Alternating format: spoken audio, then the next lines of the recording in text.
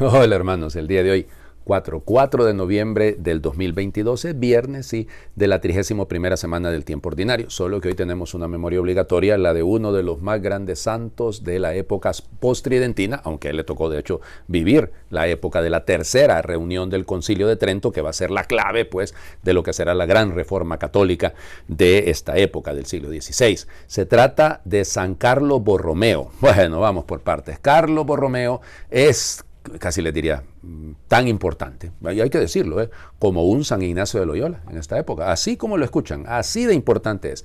Nace en Milán el 2 de octubre de 1538 y resulta ser que, vamos, era hijo, imagínense ustedes que era sobrino del Papa Pío IV. Y el Papa Pío IV era un papa nepotista, es decir, en cuanto nomás puede, cuando él sale elegido papa, al día siguiente ya lo manda a llamar al nipote, al sobrino, y le da todos los títulos habidos y por haber. Carlo era un muchachito muy inteligente, era el segundo hijo realmente de su familia, de don Gilberto Borromeo, que era conde, o sea, hagan de cuenta, ya les digo, era de Alcurnia, ¿no? Y resulta ser que había estudiado desde pequeño, muy inteligente, una persona muy capaz, estudió Derecho en Pavía, en la Universidad de Pavía, ahí se graduó, hizo el doctorado de utrusque iure, es decir, de ambos derechos, del derecho civil y del derecho canónico. Como les digo, cuando fue elegido su tío, que en 1559 fue elegido Pío IV, él se llamaba tenía mi nombre, Juan Ángel de Borromeo, entonces, de Médicis, porque era Médicis, perdón, era por el lado de la mamá, que era, la mamá de Carlos era Margarita de Médicis, y entonces su tío era precisamente Juan Ángel de Médicis. Ya ven ustedes que el nombre Juan Ángel es un nombre importante. Bueno, en fin, y hay otro papa que se llama Gianangelo Ghisleri, San Pío VI también se llama Juan Ángel. Bueno, en fin, el asunto es que hagan de cuenta que entonces en 1559, cuando es elegido el Papa, el Pío IV, lo manda a llamar y le da todos los títulos habidos y por haber. Ustedes no tienen idea. Tenía cualquier cantidad de títulos, no era protonotario apostólico, fue nombrado obispo de Milán, pero nunca puso un pie ahí en esta época, cuidado, en esta época. Luego también fue nombrado, va a terminar llegando a ser secretario de Estado, era la mano derecha del Papa. Hagan de cuenta que todos los cargos habidos y por haber desde el punto de vista civil, se le nombró gobernador en Ancona, es decir, todos los títulos que ustedes se quieran imaginar. Y lo nombran cardenal, pero no era sacerdote. No era sacerdote, había sido tonsurado y desde ese momento ya pasa a ser, a ser del clero, cuando tenía 8 años, ese era el ambiente de la época, ¿no? Y bueno, y entonces ya les digo, vive un momento de crisis grande, él y su tío, cuando muere su hermano. Su hermano era un militar y él muere, eso sí lo golpeó. Y entonces, fíjense, siguiendo un poquito los consejos de nada menos y nada más que el padre Juan Bautista Rivera, que era de los primeros jesuitas, hace los ejercicios espirituales con él. Y ahí le cambió la vida. Porque él no había llevado una vida exactamente disoluta, pero vamos, le gustaba mucho la música, de hecho parece ser que era un buen músico. Después ya con la reforma del concilio, él va a ser uno de los que va a promover precisamente la música religiosa, la música sagrada. Pero no era música religiosa exactamente la que le gustaba en ese momento, pero ya les digo, los ejercicios espirituales lo cambiaron por completo, al punto que tanto fue así que el Papa, en algún momento, el Papa Pío IV dijo, no más, ni el padre Laínez ni el padre Rivera aquí, no los queremos ni ver. Y cambió Pío IV. Él cambió a Pío IV. Fíjense, ya les digo, dicen que Pío IV, de hecho, va a convocar a la tercera etapa del concilio, un poco inspirado por la acción de San Carlo Borromeo. Y él va a ser el que va a llevar adelante. No es cierto que él tuvo que ver mucho, dado que era el secretario de Estado, él supo mediar y supo promover muchas de las reformas y luego las va a poner en práctica. Cuando muere su tío, cuando muere Pío IV en 1565, de hecho él va a ser el que va a llevar adelante todo el trabajo de poner en práctica el concilio, pues la reforma tridentina en Milán. Ya les digo. Seminarios, formación del clero, obras de caridad, famosísimo, él en 1576 cuando se dio lo que se llamó la peste de San Carlos. Resulta ser que llegaron los soldados españoles que iban camino lógicamente hacia Flandes, hacia Bélgica, y entonces en eso pues quedó la peste en la ciudad y él se dedicó, dicen que dormía escasas 2-3 horas. porque él pasaba sirviendo, iba a administrar los sacramentos, y era una cosa extraordinaria, ¿no? Extraordinaria realmente. Fue un sacerdote, más que un obispo, fue un sacerdote.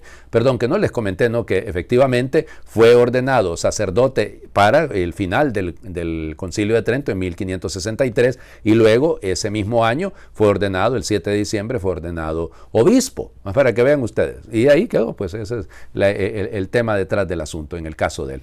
Miren, Carlos Borromeo es el responsable también de por ejemplo, los barnabitas lo consideran como su segundo fundador, porque fueron ellos realmente muy bien protegidos. Los jesuitas también los quería muchísimo, que las ursulinas de San Carlos, vamos, él fundó dos órdenes religiosas, dos congregaciones.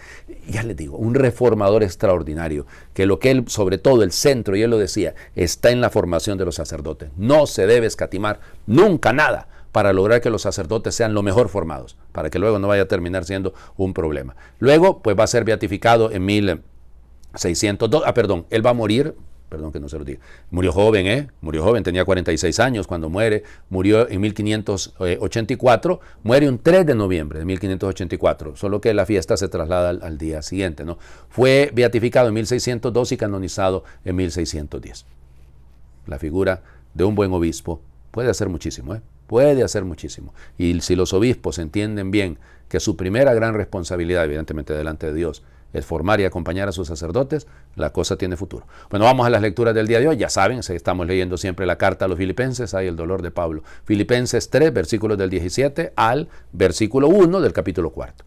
Hermanos, sean todos ustedes imitadores míos y observen la conducta de aquellos que viven el ejemplo que les he dado a ustedes, porque como muchas veces se lo he dicho a ustedes y ahora se lo repito llorando, hay muchos que viven como enemigos de la cruz de Cristo. Esos tales acabarán en la perdición, porque su Dios es el vientre. Se enorgullecen de lo que deberían avergonzarse y solo piensan en cosas de la tierra. Nosotros, en cambio, somos ciudadanos del cielo, de donde esperamos que venga nuestro Salvador Jesucristo. Él transformará nuestro cuerpo miserable en un cuerpo glorioso, semejante al suyo, en virtud del poder que tiene para someter a su dominio todas las cosas. Hermanos míos, a quienes tanto quiero y extraño, ustedes, hermanos míos amadísimos, que son mi alegría y mi corona, manténganse fieles al Señor. Palabra de Dios. Te alabamos, Señor. Corazón de Pablo. Manténganse, se los ruego a ustedes, amadísimos míos, a quien tanto quiero y extraño. Bueno, yo le podría decir a cada uno de ustedes, miren, queridos hermanos, amadísimos, por los cuales oro todos los días, mantengámonos fieles al Señor, porque efectivamente hoy en día hay muchos que viven como enemigos de la cruz. Y dentro de la iglesia, ay Dios mío, cuánto enemigo de la cruz, cuánta gente que solo piensa en sus intereses, que anda haciendo carrera eclesiástica, que anda queriendo tener los puestos y los honores y quiere ser coordinador y no sé qué y que no sé cuánto. No, Señor, eso no es lo nuestro es servir, lo nuestro es esto, porque nosotros somos ciudadanos del cielo. Acabamos de leer eso, oigan, si lo acabamos de leer hace poco, somos ciudadanos del cielo. Para la fiesta, pues, bueno, es que eran como lecturas propuestas, ¿no? Tanto en la fiesta, sobre todo en la solemnidad de todos los santos. Pero bueno, somos ciudadanos del cielo, nosotros no podemos. Si ayer Pablo hablaba de que todo lo considera basura con tal de ganar a Cristo, hoy tenemos que decirlo. Nosotros, con tal de cumplir bien con nuestra misión y nuestra vocación de ser ciudadanos del cielo, lo que sea, esforcémonos todo lo que sea. El Evangelio. Sí, no leemos la parábola del hijo pródigo, que es lo que continuaría, ¿no? El hijo perdido, que continuaría con las parábolas de la misericordia, sino que ya vamos de una sola vez al capítulo 16, versículo del 1 al 8, siempre de Lucas. En aquel tiempo Jesús dijo a sus discípulos, había una vez un hombre rico que tenía un administrador, el cual fue acusado ante él de haberle malgastado sus bienes. Lo llamó y le dijo, es cierto lo que me han dicho de ti, dame cuenta de tu trabajo, porque en adelante ya no serás administrador. Entonces el administrador se puso a pensar, ¿qué voy a hacer ahora que me quitan el trabajo? No tengo fuerzas para trabajar la tierra y me da vergüenza pedir limosna. Ya sé lo que voy a hacer, para tener a alguien que me reciba en su casa cuando me despidan. Entonces fue llamando uno por uno a los deudores de su amo. Al primero le preguntó, ¿cuánto le debes a mi amo? Él respondió, 100 barriles de aceite. El administrador le dijo, toma tu recibo, date prisa y haz otro por 50. Luego preguntó al siguiente, ¿y tú? ¿Cuánto debes?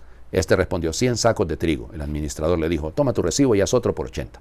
El amo tuvo que reconocer que su mal administrador había procedido con habilidad, pues los que pertenecen a este mundo son más hábiles en sus negocios que los que pertenecen a la luz. Palabra del Señor. Gloria a ti, Señor Jesús. Bueno, nosotros ciudadanos del cielo, lo que tenemos es que ser buenos administradores, no pícaros.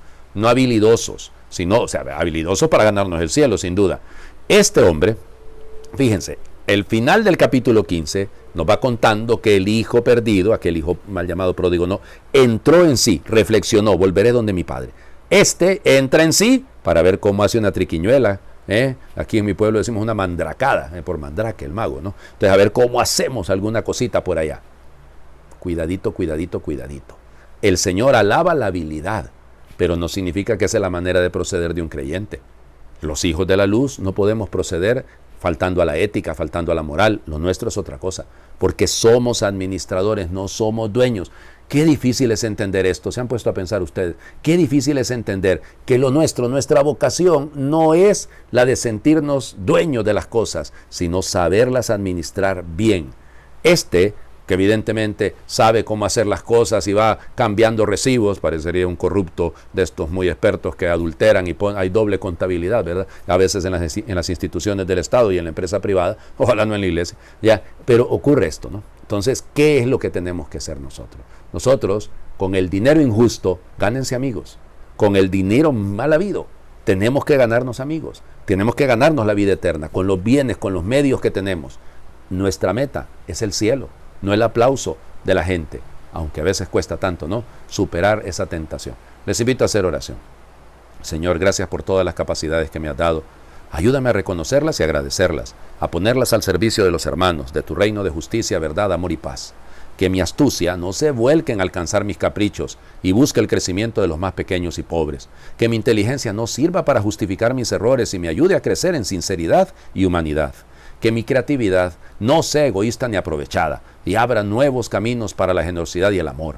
Que mi talento no se centre en perseguir mi bienestar y trabaje para construir el bien común y la paz. Señor, gracias por todas las capacidades que me has dado. Ayúdame a reconocerlas y agradecerlas, a ponerlas al servicio de los hermanos, de tu reino de justicia, verdad, amor y paz. Amén. El Señor esté con ustedes y por intercesión de San Carlos Borromeo, les bendiga Dios, que es Padre, Hijo y Espíritu Santo, y su bendición descienda, les acompañe siempre. Muy feliz viernes para todos. Es primer viernes de mes, no se les olvide. Sagrado Corazón de Jesús, en ti confío y espero.